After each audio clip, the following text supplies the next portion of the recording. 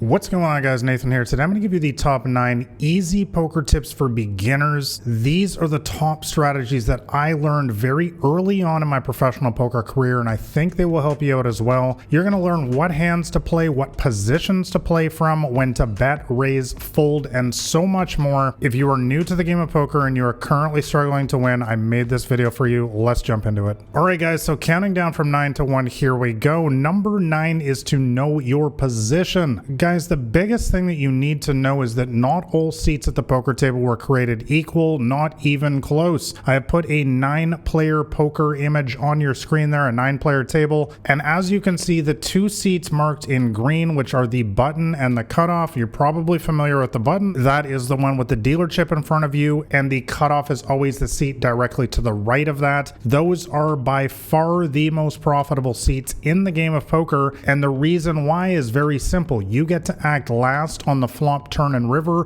which is a massively proven statistical advantage because you get to see what they do first, and in a game of incomplete information like poker, getting to see what somebody else does first is always going to be a massive advantage. That's going to allow you to get more bets in if they check and show weakness, or if you have a really strong hand, you can decide to make a raise and they're going to have to play in the dark, and if they make a really strong play, a strong bet, you can even fold your hand and save yourself money. So now, guys, I'm not saying you should only play your hands from these 2 seats. There are 7 other seats at the poker table. You have the 2 under the gun seats, which are the ones to act first before the flop, and then you have 3 middle position seats, and you also have the blinds. You definitely do want to play a lot of strong hands, especially from these seats as well, but you want to play the majority of your hands skewed towards the button and the cutoff so that you have position going into the flop, turn, and river. By the way, if you want to know all of the hands that I suggest playing, I have charts and diagrams in my free poker cheat sheets,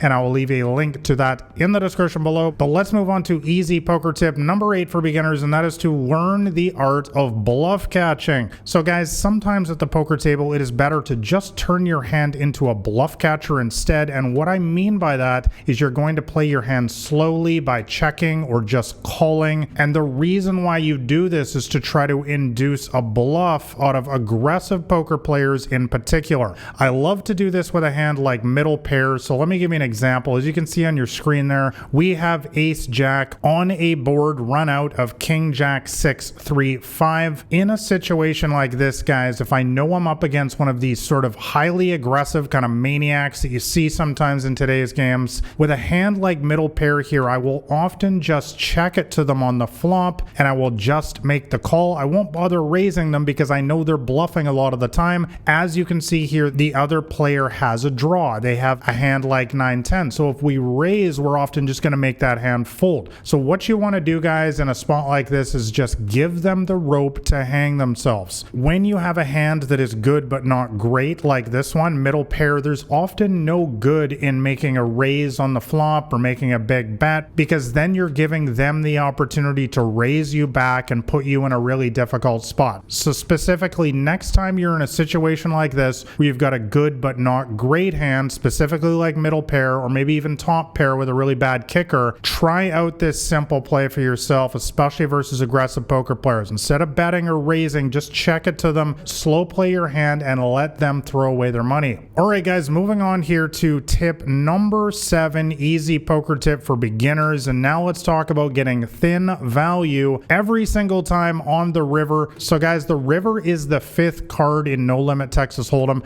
I'm actually going to put the image on your screen right now just for some of you beginners out there so you know what the flop is. That's the first 3 cards that the dealer puts in the middle. Then there's the turn, which is the 4th one, and then there's the river, and we're going to talk about the river right now. So what you need to know, guys, is that pot sizes on the river are on average the largest, and that is because this is the last betting round, so the pot has been built up the most by this street, so you must make them pay every single time here, guys, when you have a value hand. So let's talk about a situation where we have middle pair once again. This is one of the most common spots that my students in particular ask me about because they're difficult. It's hard to know what to do when you've just got one of these middling hands. So you've got ace queen, that's the ace of spades, and queen of diamonds, and you're up against a fish in this hand. So this is one of these wild kind of crazy players who's playing all sorts of crappy hands. They're calling you down with any draws and so on and so forth. I'm sure you've encountered these players before. So they have a very wide range of of hands that they can have here on this river.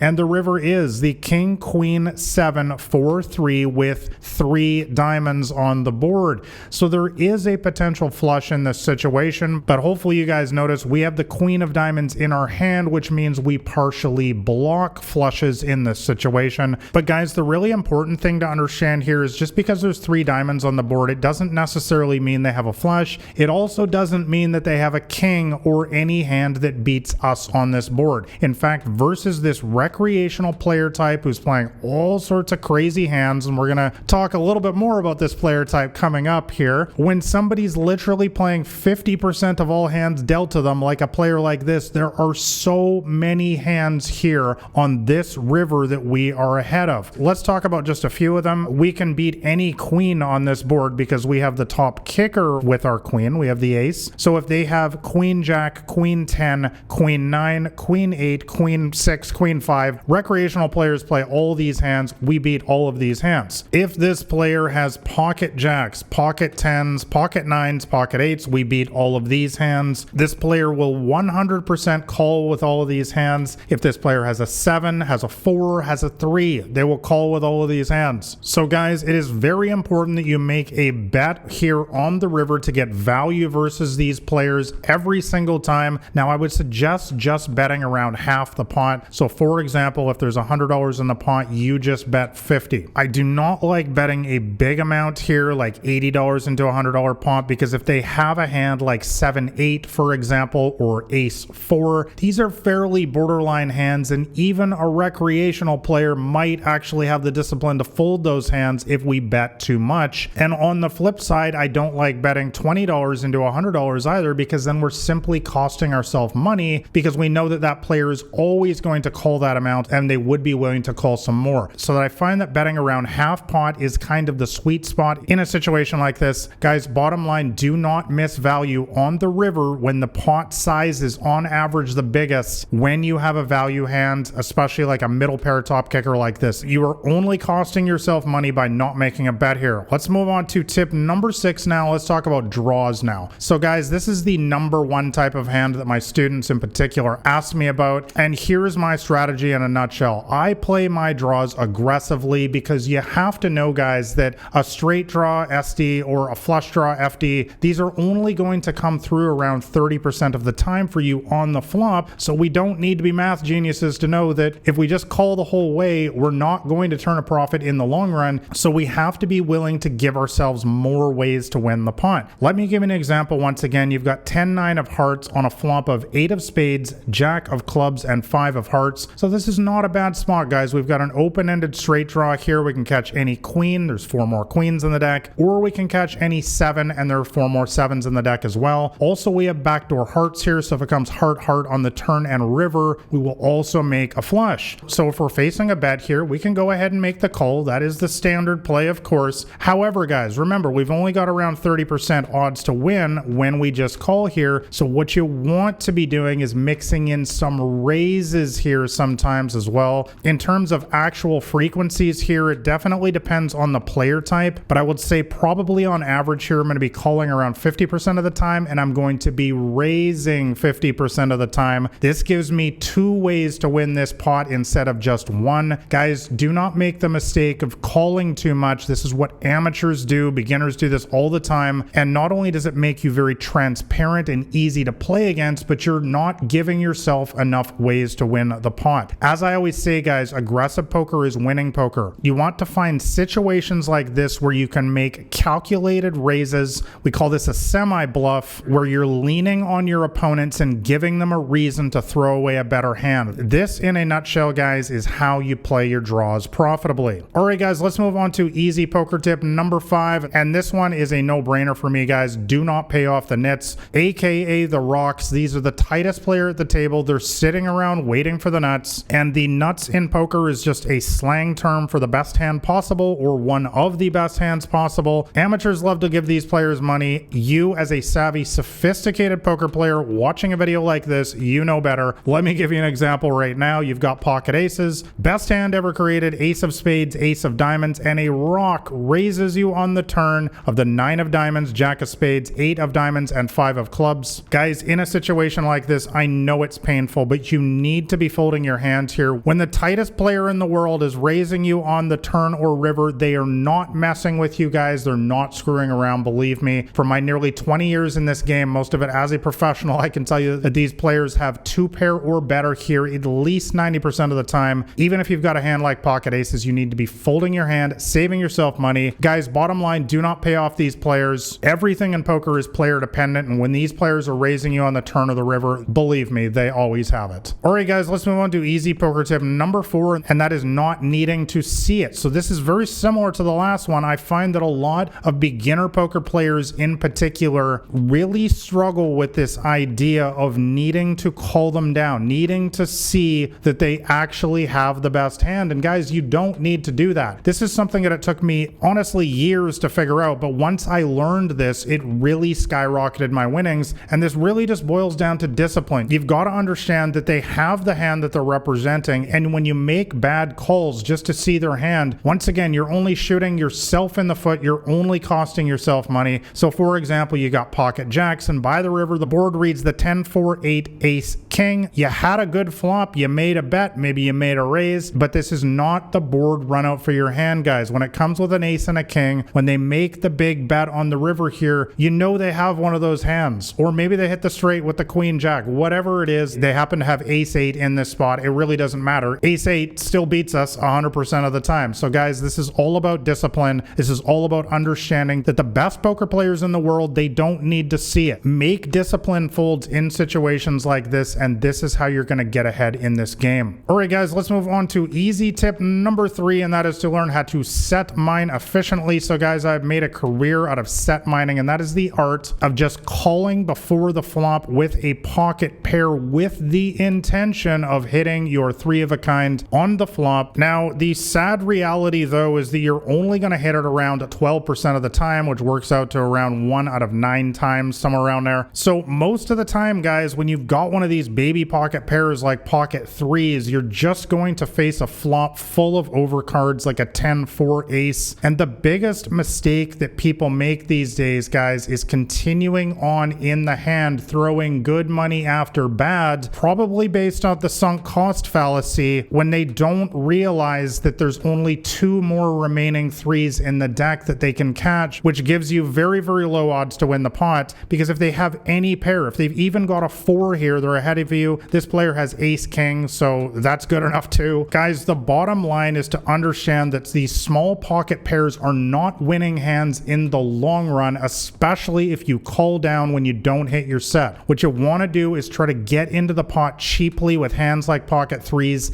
and look to hit your extra 3 on the flop. And if you don't hit your 3, most of the time you just want to check and give up versus any kind of significant action. All right, guys, moving on to easy poker tip number 2, and this one is crucial. You need to always raise up the limpers. So guys, a lot of people play in low stakes games these days. In fact, 90-95% of people play in games like a $1, $2 cash game in the casino, maybe a $20 tournament or a $50 tournament, or maybe a 10-cent, 25-cent cash game on the internet, a $5 sit and go. Low stakes games like this. And what do we know about these games? Well, they're full of a lot of beginners. They're full of a lot of players that have significant leaks in their game. And one of the main leaks that they have is just limping into the pot before the flop. That is the act of just calling the big blind. This is a massive mistake because you are essentially announcing your weakness to the table. You're letting everyone know that you're not very confident in your hand and that somebody can just come around and push you around, which is what I love to do when I see this. For me personally, when somebody limps into the pot, I view this as free money. I view this as somebody has dropped their money on the table and it's now just up to me to pick it up. So let me give you an example. You've got ace 10 of hearts in a $1, $2 cash game. You see 2 people limp. Guys, I'm just going to raise it up to about $10 here without even thinking about it. Honestly, I will do this with many worse hands as well. And this is going to put them both in a difficult spot. They're going to have to call knowing that I'm probably going to make another bet on the flop as well, which you know I'm going to do. Guys, aggressive poker is winning poker. When you see these players limp into the pot, just raise them up with anything playable. I posted the evidence in my first poker book showing over samples of millions of hands that my win rate is literally double when I raise compared to just limping into the pot. This is not even a debatable subject anymore. I was one of the first people to literally publish the evidence in my book. So guys, if you were the first person into the pot, always raise it up. And if you see somebody somebody else limp, raise them up as well. All right, guys, and my number one easy poker tip to get you winning fast is to always have a fish on your right. So guys, how to win at poker in a nutshell: play against the recreational players consistently. These are the players who limp a lot. These are the players who play a lot of bad hands. These are the players who will call you down with their bottom pair. They'll chase every draw and so on. I put an image up on your screen here of my online poker table. You can see that there is a crazy fish. I've marked them with the blue halo around them there. They're playing a crazy 55% of their hands and they're raising 18% of their hands. By the way, if you want to know how I get these numbers, this is a HUD that I use as a professional in online poker, and I'll link up the one that I use in the description below. But bottom line, guys, this is how you make money in poker. As you can see, I am seated directly to this player's left. I am Black Rain 79, so I'm going to have direct position against this player in literally every hand. We already talked about this earlier in the video and the massively proven statistical advantage this is. So guys, if you take nothing else from this video, find these players that are playing way too many hands, that just play the game for fun, that are large losing players. Try to get on their left if possible, and poker is going to be a lot easier and a lot more profitable for you. All right, guys, like and subscribe if you found this one helpful, and if you want to know my entire strategy, make sure you grab a copy of my free poker cheat sheet. I will leave a link to that in the description below. Thanks a lot for watching, guys. All the best at the poker tables.